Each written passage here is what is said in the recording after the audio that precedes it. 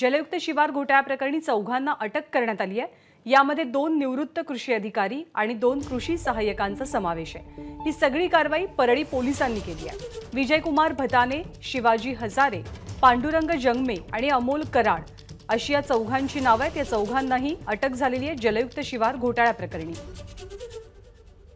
गोविंद शेळके आपल्याला माहिती देतील। गोविंद, हे प्रकरण काय होतं थोडक्यात सांगाल आणि सोबतच कारवाई कशी करण्यात आली? ज्ञानदा, हे प्रकरण 2018 मध्ये ज्यावेळी जलयुक्त शिवाराच्या शिवाराच्या कामामध्ये घोटाळा झाल्याच्या तक्रारी आल्या होत्या आणि त्यानंतर परळी पोलीस स्टेशनमध्ये गुन्हे दाखल झाले होते। 2-2.5 कोटी रुपयाचं हे प्रकरण आहे घोटाळ्याचं।